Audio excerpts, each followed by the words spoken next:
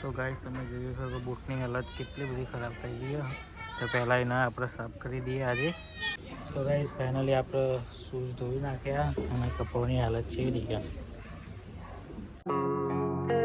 સ્વાગત છે તમારું મારા નવા એક બ્લોગમાં. તો ગાઈસ આજે 31 જાન્યુઆરી અને 31મું આપણું આ બ્લોગ. તો ગાઈસ આજે આપણે 1000 સ્ટેપ પૂરા કર્યા અને ઘણા દિવસથી આપણે 10,000 સ્ટેપ પૂરા કરી શક્યા નહોતા.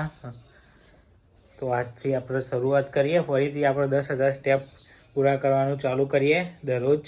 સવારે આપણે બૂટ ધોયા હતા, હજુ બી બેન જ છે. મમ્મી મોબાઈલ જોવા. તો આપણે જઈએ અને સ્ટેપ પૂરા કરીએ. તો ચપ્પલ જ પહેરવો પડે. બાજુ સ્ટેપ પૂરા કર્યા, આપણે ગેટે પહોંચ્યા. મારું મંદિર જય મળી.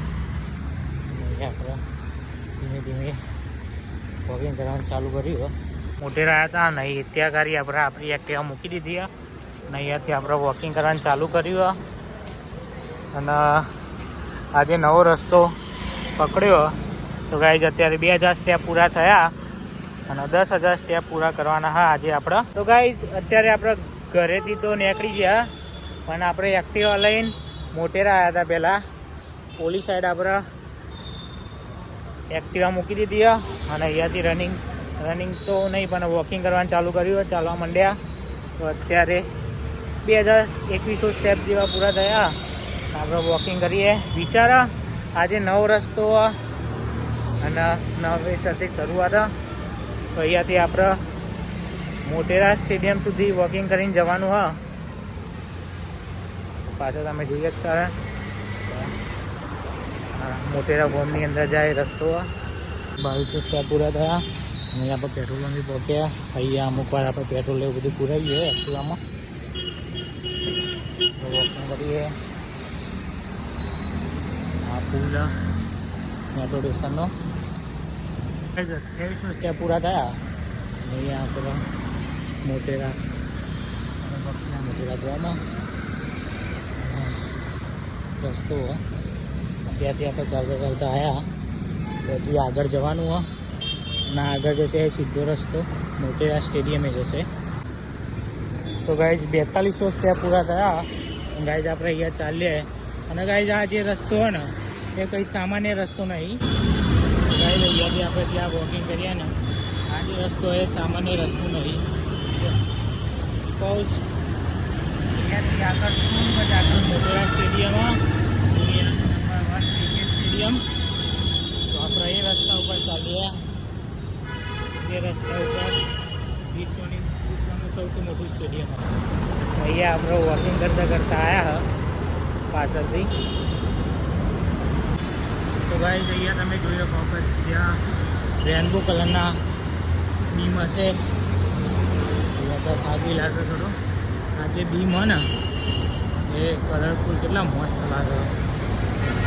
જે ક્રિકેટ પ્રેમી હોય એ તો ખાસ વંદાય કે આ રસ્તો કેટલો ઇમ્પોર્ટન્ટ હા. અહીંયાથી એકવાર આવેલા જ હશે અને બહુ મસ્ત લાગે. કલરિંગ કરેલા હતા. 4400 સ્ટેપ પૂરા થયા. ગાઈસ 4700 સ્ટેપ પૂરા થયા. અહીંયા ચાલતા ચાલતા આપણે હું તમને બતાવું કે આવી ગયા નરેન્દ્ર મોદી સ્ટેડિયમ, જે વિશ્વનું મોટું ક્રિકેટ સ્ટેડિયમ.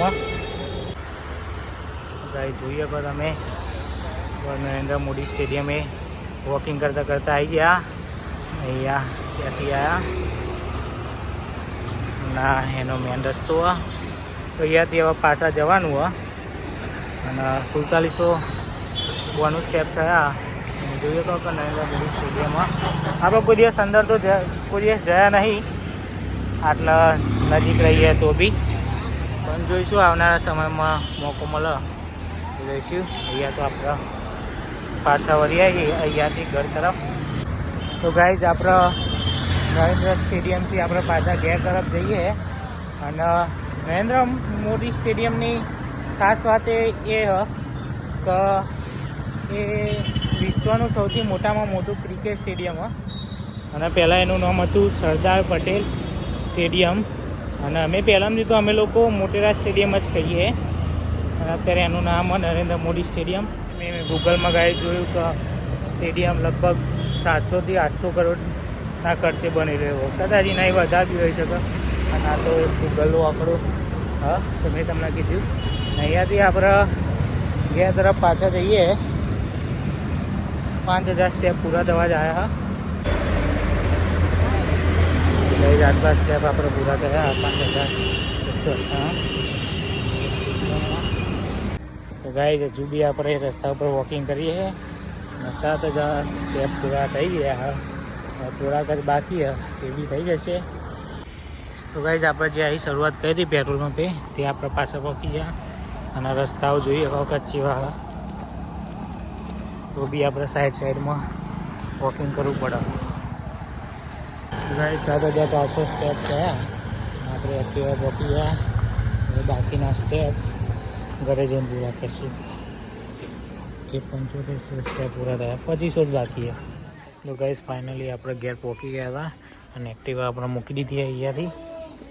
તો ગાઈસ આપણે ઘરે આવી ગયા હતા અને 7600 જેવા સ્ટેપ પૂરા થઈ ગયા. તો બીજા રીતે વોકિંગ કરીને પૂરા કરી દઈશું.